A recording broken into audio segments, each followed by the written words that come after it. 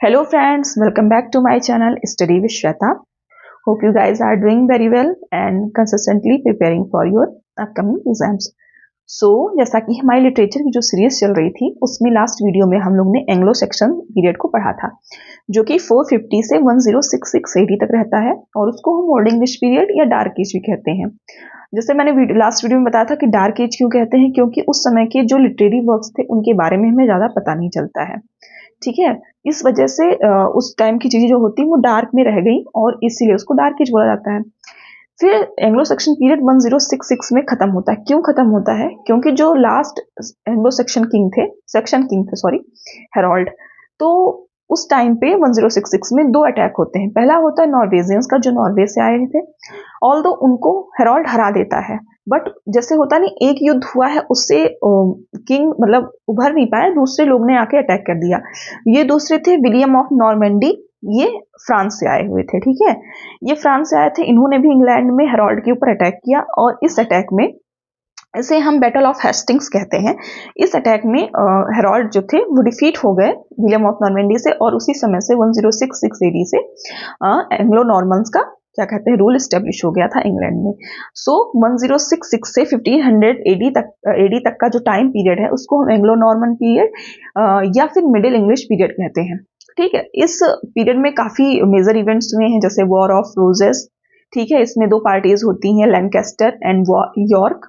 लैनकेस्टर को red rose से represent किया जाता था, यॉर्क को व्हाइट रोज से रिप्रेजेंट किया जाता था। ठीक, पीजेंट वॉर होता है जिसका लीडर वेट टेलर होता है, इसलिए इसको वेट टेलर रिवेलियन भी कहते हैं। इसी समय पे पहला बिबोनिक प्लेग आया था इंग्लैंड में जिसमें अप्रॉक्स 1/3 जो इंग्लैंड की पॉपुलेशन थी वो खत्म हो जाती है। ये प्लेग जैसे आज के समय में वायरस के लिए चाइना इतना मशहूर हुआ है, तो उस टाइम पे भी ये जो प्लेग आया था ये चाइना से ही गया था इंग्लैंड में और 1/3 जो पॉपुलेशन थी वो खत्म हो गई। ऐसा बताते हैं कि मतलब किंग या क्वीन जो थे वो मतलब इंग्लैंड का जो मेन एरिया था उसको छोड़ के बाहर रहना शुरू कर दिए थे। और इसी टाइम पीरियड में आप जो मेजर दो यूनिवर्सिटीज हैं इंग्लैंड की, ऑक्सफोर्ड एंड कैम्ब्रिज, उनका एस्टेब्लिशमेंट हुआ। इसी एज में जो प्रिंटिंग प्रेस थी विलियम कैक्सटन ने लगाई वेस्टमिंस्टर एबे में, ऑल्दो इसका जो इन्वेंशन था वो गुटेनबर्ग ने किया था जर्मनी में, बट इसको इंग्लैंड में कौन लेकर आया? वो विलियम कैक्सटन लेकर आया। कहाँ पे इस्टेब्लिश किया इसको जो प्रिंटिंग प्रेस थी? इसको इन्होंने वेस्टमिंस्टर एबे में, जिसे पोएट्स कॉर्नर भी कहते हैं, वहां पे इस्टेब्लिश किया। ये सारी चीजें हैं। अब इस एज के कुछ मेजर राइटर्स जो हुए हैं, जैसे सबसे पहला नाम आएगा चौसर का। चौसर जिनको हम कैंटरबरी टेल्स के नाम से जानते हैं, फादर ऑफ इंग्लिश भी कहते हैं। ठीक है, ये हो गए, ये हो गए। ठीक, दूसरे पे आएंगे थॉमस मिलोरी, इनका मॉर्टेड डी अर्थर जो वर्क है जिसमें किंग अर्थर के बारे में बात की गई है। फिर आएंगे विलियम लैंगलैंड, ठीक है, जिन्होंने पियर्स प्लोमैन लिखा जो कि 2 पार्ट्स में रहेगी, जिसको हम आगे वीडियो में देखेंगे, उन दोनों पार्ट्स के नाम भी देखेंगे। फिर आते हैं वाइक्लिफ, ठीक है, जिनको फादर ऑफ इंग्लिश प्रोज भी कहा जाता है। ठीक है, जिन्होंने इतना बड़ा काम किया कि जो क्या कहते हैं बाइबल थी उसका इंग्लिश ट्रांसलेशन किया, और जो गॉस्पेल था, गॉस्पेल क्या है, जैसे हमारे गीता होता है जिसमें 18 अध्याय है, जिसको हम बहुत ज्यादा मतलब हमारे जान लीजिए हिंदू धर्म में सबसे महत्वपूर्ण पुस्तक वही या ग्रंथ मान के चल सकते हैं। सेम आप बाइबल जानते हैं तो बाइबल में भी 4 पार्ट्स होते हैं, उसमें से एक पार्ट होता है गॉस्पेल, जिसमें जो जीसस क्राइस्ट हैं उनकी टीचिंग्स और उनके लाइफ से रिलेटेड चीजें होती हैं, उनको भी वाइक्लिफ ने लोकल लैंग्वेज में ट्रांसलेट किया। ये सारी चीजें हो गई। और एक बाइबल से एक फैक्ट आपको और याद रखना चाहिए कि जो ओरिजिनल बाइबल थी वो हिब्रू लैंग्वेज में लिखी गई थी, फिर हिब्रू से उसको लैटिन में किया था सेंट जेरोम ने, जो क्लासिकल एज में जिनके बारे में हमने जाना, फिर लैटिन से इंग्लिश में किया है वाइक्लिफ ने। ठीक, ये इतनी सारी बातें हो गई। ओके, अब इन सारी चीजों को हम पीपीटी से देखते हैं कि जो चीजें बची रहेगी उनको भी आगे चल के देखते हैं। Let's get started. स्टार्ट करते हैं। तो जैसे मैंने बताया कि जो एंग्लो नॉर्मन्स थे या एंग्लो नॉर्मन पीरियड जो था वो 1066 से 1500 AD तक चलता है। इसको हम मिडिल इंग्लिश एज भी कहते हैं, क्योंकि इस समय पे जो हमारी इस समय की मॉडर्न इंग्लिश वो इतनी डेवलप नहीं हुई थी, और जो ओल्ड इंग्लिश थी एंग्लो सेक्शन पीरियड से उससे हम थोड़ा सा आगे आ चुके थे। आगे बढ़ते हैं तो हम देखेंगे, जैसे मैंने स्टार्टिंग में बताया कि 1066 एडी में जो लास्ट सेक्शन किंग थे हेरोल्ड, उन पे पहले नॉर्वे वालों ने अटैक किया। ठीक है, इसको हम बैटल ऑफ स्टैनफोर्ड कहते हैं। ऑल्दो इसमें हेरोल्ड ने इन लोग को हरा दिया, बट थोड़े ही टाइम में एक इससे ये उभरे नहीं थे कि उसी समय पे क्या कहते हैं विलियम द कॉन्क्वेरर, जो कि फ्रांस से आया था, उसने इंग्लैंड पे अटैक कर दिया और इसको हम बैटल ऑफ हेस्टिंग्स कहते हैं। और यहाँ पे हेरोल्ड की हार हुई, और यहाँ पे हेरोल्ड की हार के बाद एंजल्स तो पहले से थे और ये नॉर्मन आ गए थे। ठीक है, तो इन दोनों को मिला के एंग्लो नॉर्मन पीरियड स्टार्ट होता है। तो जब इन्होंने अपना रूल एस्टेब्लिश किया तो फ्रांस से आए थे, तो इन्होंने लैंग्वेज भी जो फ्रेंच थी उसको एडमिनिस्ट्रेटिव लैंग्वेज यहाँ की बनाया। और जैसे कि जब आप क्या कहते हैं फ्रेंच रेवोल्यूशन पढ़ेंगे हिस्ट्री में, क्या कहते हैं वर्ल्ड हिस्ट्री में, तो वहाँ पे भी आप देखेंगे जो फ्रांस होता है वहाँ पे तीन सोसाइटी में तीन स्टैंडर्ड्स होते हैं लोगों के। ठीक है, सोशल स्ट्रक्चर में। तो सेम यहाँ पे इस समय पे यहाँ पे भी था कि नोबिलिटी होते हैं, क्लर्जी होते हैं, प्यूपिल। नोबिलिटी में होते हैं जो अमीर और हाई क्लास लोग होते थे। क्लर्जी वो होते थे क्या कहते हैं क्लर्जी होते थे जो पूजा पाठ, जैसे हमारे यहाँ पे पंडितों को रखा जाता है हायर, मतलब आप हिंदू में देखेंगे तो 4 वर्ड जो होते हैं उसमें जो ब्राह्मण्स होते हैं वो मतलब हाईएस्ट पोजीशन उनकी मानी जाती है। तो सेम यहाँ पे पैसों के आधार पे माना गया था। तो नोबेलिटी जो थे, जो अच्छे अच्छे बिजनेसमैन व्यापारी लोग थे, उनको सबसे ऊपर रखा गया और उनकी जो लैंग्वेज थी वो फ्रेंच थी। फिर सेकंड पे आते हैं क्लर्जी, चर्च अथॉरिटी, वो लैटिन बोलते थे। एंड लास्ट में सबसे नीचे आते हैं पीपल या कॉमन पीपल जिन्हें आप कहते हैं, जिसमें वर्क और लेबर क्लास और पीजेंट्स यानी किसान लोग रहते थे। वो उस समय की लोकल डायलेक्ट्स बोलते थे। तो आप लोग पता करके बताइएगा कि उस समय पे इंग्लैंड में कितनी लोकल डायलेक्ट्स थी। ठीक है, ऑल्दो ये एंग्लो सेक्शन पीरियड के टाइम पे भी कुछ लोकल डायलेक्ट्स हुआ करती लोकल डायलेक्ट्स हुआ करती थी, उनके बारे में भी अलग है और इसके बारे में अलग है। ठीक है, आगे मूव करते हैं। अब इस एज के मेजर इवेंट्स के बारे में जानते हैं। ठीक है, तो सबसे पहले तो आता है हमारा 1066 में नॉर्मन कॉन्क्वेस्ट होता है। ठीक, फिर 1167 में ऑक्सफोर्ड यूनिवर्सिटी बनती है, 1209 में कैम्ब्रिज यूनिवर्सिटी। उसके बाद 100 ईयर वॉर होता है। ये 100 ईयर वॉर किसके किसके बीच में होता है, ये क्वेश्चन रिपीटेडली पूछा गया एक दो बार कि 100 ईयर वॉर जो होती है 1337 से 1453 एडी के बीच में, ये किन दो कंट्रीज के बीच में होती है। तो ये होती है इंग्लिश और फ्रेंच के बीच में। ठीक है, इंग्लैंड और फ्रांस के बीच में। फिर आता है जॉन वाइक्लिफ, जिन्होंने बाइबल का ट्रांसलेशन किया था। इनको फादर ऑफ इंग्लिश प्रोज के नाम से भी जानते हैं। पीजेंट्स रिवॉल्ट होता है 1381 में, जिसके लीडर थे वेट टेलर, इसलिए इसको वेट टेलर रिवॉल्ट भी कहते हैं। उसके बाद 1348 से 49, ये एक साल में यहाँ पे बिबोनिक प्लेग या ब्लैक डेथ जिसे कहते हैं काली मौत, ये बीमारी फैलती है और ये उस समय पे चाइना से आई होती है। और इस समय इससे कहा जाता है कि जो 1/3 पॉपुलेशन थी इंग्लैंड की, वो इस बीमारी से एकदम खत्म हो जाती है। आगे के इवेंट्स देखते हैं। ठीक, तो जैसे स्टार्टिंग बताया कि इस समय पे ही मूवेबल टाइपिंग प्रिंटिंग प्रेस का इन्वेंशन होता है। ठीक है, आविष्कार इसे हिंदी में कहेंगे। तो इसका जो इन्वेंशन था वो किया गया था जर्मनी में 1450 में। इसे किया था गुटेनबर्ग ने। ओके, बट इंग्लैंड में इसे कौन लेकर आया, तो इंग्लैंड में इसे लेकर आए हैं विलियम कैक्सटन। 1476 में विलियम कैक्सटन लेकर आए थे और ये वेस्टमिनिस्टर एबी में इसको लगाया गया था। अब इसमें पहली बुक कौन सी प्रिंट हुई, पहली चीज क्या प्रिंट हुई, ये सारी चीजें हम लोग जब नेक्स्ट वीडियो देखेंगे अर्ली रेनेसां का, उसमें इस चीज को हम लोग डिस्कस करेंगे। फिर आता है वॉर ऑफ रोजेस। ठीक है, 1455 से 85 तक चलता है। इसमें दो पार्टीज होती हैं, एक लैनकास्टर होती है, एक यॉर्क पार्टी होती है। ठीक है, लैनकास्टर के लिए रेड रोज से रिप्रेजेंट किया जाता है, यॉर्क को व्हाइट से रिप्रेजेंट किया जाता है। इसमें अल्टीमेटली जो लैनकास्टर होते हैं वो जीत जाते हैं, यॉर्क जो होते हैं वो हार जाते हैं। और जब ये हार जाते हैं वहीं से फिर दोनों लोग यूनाइट भी हो जाते हैं। ये सारी चीजें आगे वीडियो में देखेंगे। इसी एज में थॉमस मेलोरी की मॉर्टे दी अर्थर आती है, चौसर की कैंटरबरी टेल्स आती है। ओके, फिर बात करते हैं हम किंग हेनरी सेकंड की। तो ये जो विलियम ऑफ नॉर्मेंडी आया था उसका ये सक्सेसर होता है, यानी उसके बाद आता है। ये इंग्लैंड पे, नॉर्मेंडी फ्रांस पे और एंजाउ में रूल करता है। ठीक, और इसी के जो नाइट्स होते हैं, यानी इसके जो पहरेदार या कुछ भी नाइट्स यानी अधिकारी टाइप समझ सकते हैं आप, वो होते हैं, वो थॉमस बेकेट को किल करते हैं। अब ये थॉमस बेकेट कौन है, तो ये उस टाइम के मतलब काफी माने जाने संत हुआ करते थे, मतलब इनके सेंट हुआ करते थे क्रिश्चियनिटी के। और इनका थॉमस बेकेट का जो जिक्र है वो आपको दो बहुत ही फेमस वर्क्स में मिलेगा। ठीक है, सबसे पहले तो मिलेगा कैंटरबरी टेल्स में चौसर की, ठीक है, कि आपको दिखाया जाएगा कि जो सारे पिलग्रिम्स हैं वो लोग इन्हीं की शाइन पे जा रहे हैं, एक अपनी यात्रा कर रहे हैं, ठीक है। और दूसरा आपको टीएस इलियट का वर्क मिलेगा मर्डर इन कैथेड्रल, ठीक है, मर्डर इन कैथेड्रल। उसमें आपको इन्हीं थॉमस बेकेट का जो मर्डर किया था हेनरी सेकंड के नाइट्स ने, उसी मर्डर को दिखाया जाएगा, murder in cathedral by TS Eliot में। ओके, काफी फेमस उनका ये वर्क है और ये इससे भी क्वेश्चन आ चुके हैं कि ये वर्क किसने लिखा, जॉनर क्या है, वगैरह वगैरह। ठीक, अब 100 ईयर वॉर की बात करते हैं। तो 100 ईयर वॉर में एक तरफ होता है इंग्लैंड, ठीक है, और दूसरी तरफ होता है फ्रांस, ठीक है। इसका डेट आपको याद रखना है और दोनों पार्टीज कौन थी वो, और इसमें जॉन ऑफ आर्क जो थी वो फ्रांस की तरफ से पार्टिसिपेट करते हैं, एक ये पॉइंट था। बाकी इसमें ज्यादा कुछ भी जानने की जरूरत नहीं है। आगे मूव करते हैं।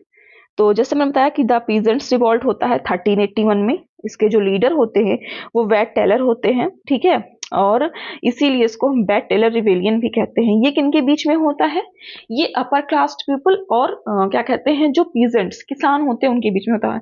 जैसे हमारे यहाँ जमींदारी सिस्टम चलता था कि लोगों को जमीन लीज पे देके फिर उनसे काम कराते थे और उनको उसके बदले में इतनी चीजें नहीं देते थे जैसा उनकी मेहनत उनको देनी चाहिए थी। तो सेम चीजें यहाँ पे भी थी और इसी के विरोध में ये सारे जो क्या कहते हैं रिवॉल्ट्स हुए थे। इस पे एक बहुत अच्छा वर्क है, मुझे इस समय नहीं याद आ रहा है क्या नाम था उसका, और मतलब राइटर का भी नाम मुझे नहीं याद आ रहा है, अल्टीमेटली कुछ भी नहीं याद आ रहा है। बट इस वर्क के बारे में एक राइटर ने बहुत अच्छी कोई पोएम लिखी है, मतलब वर्क सॉरी कह रही हूँ, इस इवेंट के बारे में एक कोई बहुत अच्छी पोएम है। अगर अभी मुझे मतलब वीडियो के बाद अगर मुझे याद आएगा तो मैं कमेंट सेक्शन में उसको पिन कर दूंगी, वहां से आप देख लीजिएगा। ठीक, फिर बात करते हैं वॉर ऑफ रोजेस की। तो वॉर ऑफ रोजेस, तो सबसे पहली बात की ये सिविल वॉर था, ये दो कंट्रीज के बीच में नहीं था, ठीक। ये 1455 से 1485 के बीच चलता है और ये कोई क्या कहते हैं कंट्री के बीच में वॉर नहीं था, बल्कि एक सिविल वॉर था। सिविल वॉर का मतलब हो गया कि एक देश के भीतर जो लोग रह रहे हैं उनके बीच में कोई युद्ध। तो इसमें दो पार्टीज होती हैं। सबसे पहले आती है लैनकेस्टर जिनका सिंबल होता है रेड रोज, फिर दूसरी आती है यॉर्क जिनका सिंबल होता है व्हाइट रोज। अब ये क्या कहते हैं, इतने अप्रोक्स 30 साल तक जब ये चल रहा है वॉर, तो इसका एंड कैसे होता है, तो इसका एंड जो होता है बैटल ऑफ बॉसवर्थ के बाद होता है, ठीक है। इस बैटल ऑफ बॉसवर्थ में रिचर्ड सेकंड जो कि यॉर्क से थे वो डेथ हो जाती है उनकी, ठीक।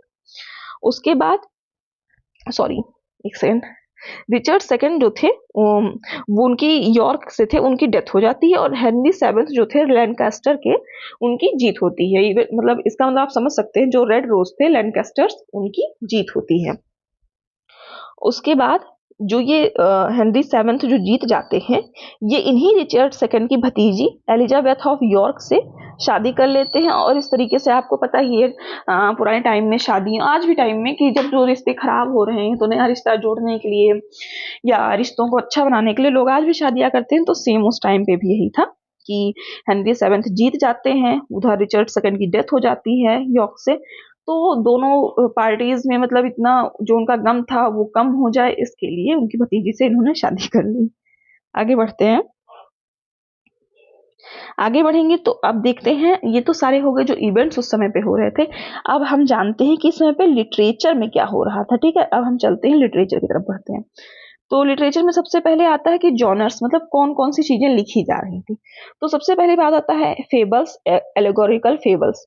इसका मतलब होता है दंत कथाएं, जिनमें किसी जानवर को, ठीक है, हम इंसान का नाम दे देते हैं। जैसे आप बच्चों की मैगजीन्स पढ़ते होंगे या बच्चों की कहानियां पढ़ते होंगे, कार्टून देखते होंगे, तो उसमें देखिए हाथी को कुछ बना देते हैं, घोड़े का नाम कुछ कर दिया, ठीक है, खरगोश को कुछ बना दिया, ठीक है, जैसे टॉम एंड जेरी, उसमें एक चूहा है और एक बिल्ली है। तो उसके माध्यम से चीजों को अच्छी चीज, मतलब बच्चों को ऐसे क्या कहते हैं, एनिमल्स को, जो एनिमल कैरेक्टर होते हैं उनको इंसानों की बातें कहलवाकर या उन इंसानों की कैरेक्टर को देकर उन बच्चों को अच्छी अच्छी चीजें सिखाना, इसी को फेबल्स कहते हैं। जैसे आप लोग ने क्लासिकल एरा में देखा होगा कि जो एसअप होते हैं वो फेबल्स लिखते थे, ठीक है, उनका जो वर्क था उसका नाम फेबल्स था। फिर बात करते हैं एनिमल एपिक लिखा जाता था। एनिमल एपिक में सेम वही चीजें कि एक जानवर का पीओवी दिखा के बच्चों को या जो समाज में चीजें चल रही थी उनको दिखाना, लोगों को उससे सिखाना, ठीक है। और सेकुलर रिलेक्स और वर्सेस अबाउट मिरेकल्स, यानी क्रिश्चियनिटी के ऊपर काफी कुछ लिखा जा रहा था। अब बात करते हैं ड्रामा। ये पॉइंट काफी इंपॉर्टेंट है कि उस समय पे ड्रामा कैसा था, क्योंकि यहीं से धीरे धीरे ड्रामा का जो हमारा है डेवलपमेंट वो स्टार्ट होगा। और जब ये एलिजाबेथन एज में पहुंचेगा रेनेसां के टाइम पे, तो ये अपने मतलब पीक पे पहुंचेगा। पीक पे क्यों पहुंचेगा? क्योंकि आप सब जानते हैं उस समय पर शेक्सपियर होंगे एलिजाबेथन एज में, और ड्रामा में उनका कितना बड़ा रोल है आप सबको पता है अच्छे से। ठीक, तो पहले स्टार्टिंग में ड्रामा जो था वो चर्च में देखा जाता, चर्च में प्ले होता था। और वो ड्रामा जो था वो रिलीजियस ड्रामा होता था, यानी जो जीसस क्राइस्ट होते थे, ठीक है, जीसस क्राइस्ट की क्या कहते हैं, बर्थ डेथ, और कैसे उनको मतलब उनका इनकारनेशन होगा, उनकी लाइफ से रिलेटेड जो टीचिंग्स होती थी उनको यहाँ पे दिखाया जाता था। ठीक है, उसके बाद धीरे धीरे करके जो ड्रामा था, ठीक है, वो ड्रामा चर्च से निकलकर मार्केट एरिया में आया। मार्केट एरिया में आया, उसके बाद ड्रामा तीन तरह का हो गया। ठीक है, पहला हो गया मिस्ट्री प्ले, दूसरा होगा मिरेकल, और तीसरा होगा मोरालिटी प्ले। ठीक है, ये तीन तरीके के प्ले हैं। जब आप डेवलपमेंट ऑफ ड्रामा पढ़ेंगे तो वहां पे इसको अच्छे से हम लोग जानेंगे कि ये तीन प्ले क्या क्या होते थे, भी हम उसको शॉर्ट में जानते हैं। कि जो मिस्ट्री प्ले होते थे ये बिब्लिकल सब्जेक्ट्स यानी जो बाइबल के सब्जेक्ट्स होते थे, बाइबल की स्टोरीज होती थी, उन पे बेस्ड होते थे। जो मिरेकल प्लेस होते थे वो जो क्रिश्चियनिटी के सेंट्स होते थे उनकी लाइफ पे बेस्ड होते थे। और जो मोरालिटी प्ले होते थे उसमें कोई एक आइडिया, जैसे जैसे अभी हमने तो जैसे अभी हमने देखा कि फेबल्स में होता था एनिमल को कैरेक्टर्स देते थे। ठीक है, कि एनिमल्स, ठीक है, तो जैसे फेबल्स में हमने देखा था कि एनिमल्स को हम क्या कहते हैं, इंसानों के नाम और बातें बुलवाते थे और उस माध्यम से लोगों को टीचिंग सिखाते। तो यहाँ पे एब्स्ट्रैक्ट आइडिया, जैसे किसी कैरेक्टर का नाम प्यार रख दिया, किसी कैरेक्टर का नाम हेट रख दिया, और उसके क्या कहते हैं, उसके थ्रू चीजों को, अच्छी चीजों को लोगों को सिखाया जाता था। आगे मूव करते हैं। फिर हम देखते हैं इस एज के मेजर राइटर्स कौन कौन से थे। तो जैसे मैंने स्टार्टिंग में बताया कि सबसे पहले बात करते हैं चौसर की, और इनका जो most most most famous work है कैंटरबरी टेल्स।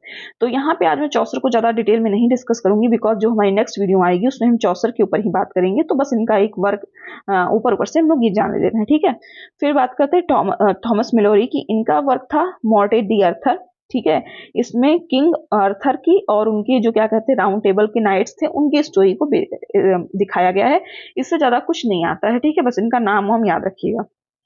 फिर बात करते हैं विलियम लैंगलैंड की। ठीक है, इनका एक वर्ड है Richard the riddles, sorry Richard the riddles. ठीक है, और दूसरा इनका वर्क रहेगा पियर्स प्लोमैन। पियर्स प्लोमैन के दो पार्ट्स हैं। पहला है विजन्स ऑफ पियर्स, दूसरा है सर्च ऑफ डॉवेल, डॉबेट एंड डॉबेस्ट। ठीक है, ये क्वेश्चन आ चुका है कि ये जो वर्क है या पार्ट है ये किस फेमस वर्क का एक पार्ट है। ठीक है, तो इसको आप लोग अच्छे से याद रखिएगा। आगे मूव करते हैं। ये कहाँ पहुंच गई मैं, एक सेकेंड, सॉरी।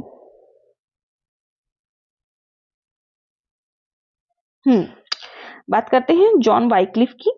ठीक है, चौसर के बाद इस एज में सबसे ज्यादा नाम इनका आता है। ठीक है, इनको फादर ऑफ इंग्लिश प्रोज कहा जाता है। इनको सबसे ज्यादा जाना जाता है इसके लिए, ये पॉइंट कि इन्होंने बाइबल का ट्रांसलेशन लैटिन से, लैटिन वल्गेट से इंग्लिश में किया था। ठीक है, ओके। ये बात हम बाइबल के बारे में एक बात इसको और जान लेते हैं। मैंने स्टार्टिंग में बताया कि पहले हिब्रू से क्या कहते हैं बाइबल आई लैटिन में, जिसको सेंट जेरोम ने किया। फिर लैटिन से इंग्लिश में आई, इसको वाइक्लिफ ने किया है। ठीक है, तो मेजर जॉन वाइक्लिफ का नाम आप दो ही चीजों के लिए याद रखते हैं। ठीक है, दो क्या एक ही चीज से रिलेट करके कनेक्ट करते हैं कि पहला तो इन्होंने बाइबल का ट्रांसलेशन किया है। बाइबल का ट्रांसलेशन किया है इसीलिए इनको फादर ऑफ इंग्लिश प्रोज कहते हैं। ठीक है, बाइबल से याद रख सकते हैं कि जो ओरिजिनल बाइबल लिखी गई तो हिब्रू में लिखी गई थी, उसके बाद इसको लैटिन में ट्रांसलेट किया सेंट जेरोम ने, फिर उसको इंग्लिश में ट्रांसलेट किया जॉन वाइक्लिफ ने। Okay, so that's all for this video. ठीक है, कि एंग्लो नॉर्मन पीरियड में इसके अलावा आपको कुछ भी पढ़ना नहीं रहेगा। जो भी चीजें आगे रहेंगी वो चौसर के बारे में रहेंगी, जिनको हम आगे देखेंगे। तो एक बार फटाफट देख लेते हैं कि हम लोग को इस एज में क्या क्या मेजर चीजें याद रखनी है। तो जैसे आप ये चीजें तो ज्यादा नहीं याद रखिएगा इस पेज पे, बट जैसे यहाँ से याद रखिएगा कि मिडिल इंग्लिश एज किसे कहते हैं, क्वेश्चन आ चुका है। दूसरा याद रखिएगा कि 1066 में एंग्लो नॉर्मन पीरियड शुरू हुआ था। ठीक है, जो हेरोल्ड थे वो लास्ट सेक्शन किंग थे। ओके, और जो विलियम ऑफ नॉर्मेंडी या नॉर्मन्स जो थे वो क्या कहते हैं मूल रूप से कहाँ के थे, तो वो फ्रांस के थे। और बैटल ऑफ हेस्टिंग्स में इन्होंने सेक्शंस को हराया था। मेजर इवेंट्स में आप डेट यानी जो इनके ईयर होंगे उनको याद रखिएगा। फिर 100 ईयर ऑफ वॉर में दोनों पार्टीज के नाम याद रखिएगा कि कौन कौन सी दोनों पार्टीज थी। उसके बाद वॉर ऑफ रोजेस में क्या कहते हैं, सेम वॉर ऑफ रोजेस में कि दोनों पार्टीज कौन सी थी और किस बैटल के बाद इसका क्या कहते हैं खात्मा हुआ था। ऐसे मैं बोल रही हूँ, मतलब किस बैटल के साथ इसका एंड हुआ था और लास्ट में कौन जीता था। और पीजेंट्स रिवॉल्ट में सेम वही, किसका लीडर कौन था, किस ईयर में हुआ था। और यहाँ से आपको ज़्यादा जानना नहीं, यहाँ से इस पेज से आपको ये जानना रहेगा कि ये जो मिस्ट्री, मिरेकल, मोरालिटी प्ले होते थे, ये होते क्या थे, ये थे क्या। जैसे मिस्ट्री बिब्लिकल सब्जेक्ट से बेस्ड थे, ठीक है। जैसे आप इसको याद रख सकते हैं कि जो हमारे धर्म ग्रंथ होते हैं उसमें ढेर सारी मिस्ट्री होती है इस तरीके से।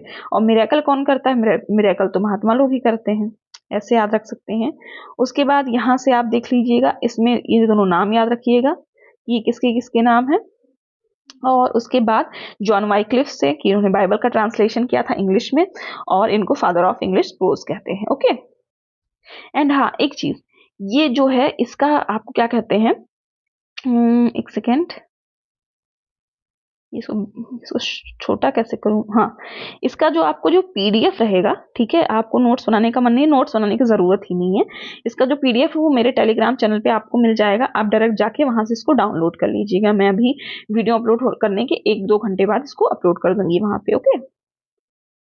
So friends, that's all for this video. Hope आप लोग को वीडियो हेल्पफुल लगा होगा, क्योंकि मैं ये ट्राई करती हूँ, मेरे लिटरेचर के जो भी वीडियोस रहते हैं वो 10 से 15 मिनट के बीच के ही रहते हैं। मैं ट्राई करती हूँ कि मैं पैराग्राफ्स में कोई भी चीज़ आपको ना बताऊँ, ना अननेसेसरी बर्डन क्रिएट करूँ, बिकॉज वो पहले ही बहुत जगह आप पैराग्राफ्स और स्टोरीज के रूप में पढ़ चुके हैं। तो जो एकदम पॉइंट टू पॉइंट चीज़ें होती हैं, मैं उन्हीं चीज़ों को आप लोग के सामने लेकर आती हूँ, ठीक। सो अगर आप न्यू है मेरे चैनल पे, देन मेरे चैनल को सब्सक्राइब करिएगा, वीडियो को लाइक एंड शेयर करिएगा, जिससे मुझे भी वीडियोस बनाने का थोड़ा सा मोटिवेशन मिले। जब अच्छे अच्छे कमेंट आते हैं ना, मैं पहले सोचती थी कि लोग क्यों कहते हैं कि कमेंट करिए, लाइक करिए, बट अब मैं जब ये खुद चीज़ें कर रही हूँ तो मुझे भी इस बात का एहसास हो रहा कि हाँ, ये सब मतलब देख के कितना अच्छा, कितना मोटिवेशन फील होता कि चलो हाँ, मैंने कुछ किया है तो उससे लोग को अच्छा लग रहा है, लोग मुझे प्रेज दे रहे हैं या लोगों को फायदा मिल रहा है इन चीज़ों से। ये हो गया। अब बात करते हैं नेक्स्ट वीडियो की, ठीक है, कि नेक्स्ट वीडियो में हम लोग क्या करेंगे। तो नेक्स्ट वीडियो में हम चौसर को, जॉफ्री चौसर को देखेंगे, जो कि एंग्लो नॉर्मन पीरियड या मिडिल इंग्लिश के राइटर हैं। ऑल्दो इन्होंने ज़्यादातर लैटिन में लिखा है, इनके बारे में ज़्यादा बोलूंगी तो वीडियो लंबा चला जाएगा, इनके बारे में नेक्स्ट वीडियो में ही देखेंगे, ठीक। तो इसके बाद जॉफ्री चौसर, एक वीडियो में कल ही का वीडियो आएगा जॉफ्री चौसर का, उसमें वो हो जाएंगे। देन उसके बाद हम एक वीडियो में रेनेसा एंड अर्ली रेनेसा को देखेंगे, क्योंकि उसमें काफ़ी इंपॉर्टेंट पॉइंट्स है जो हम लोग को पता होने चाहिए कि सोनेट्स कैसे आई हैं, और स्टार्टिंग पेट्रार्कन सोनेट्स थी, देन शेक्सपियरियन सोनेट, ये सारी चीज़ें हम लोग नेक्स्ट वीडियो, उसके चौसर वाली बात की वीडियो में देखेंगे। सो अभी के लिए इतनी ही बातें करते हैं, okay, bye bye, take care, जय महाकाल, हर हर महादेव, भोलेनाथ आप सबको जल्दी से जल्दी सिलेक्शन दिलाएं।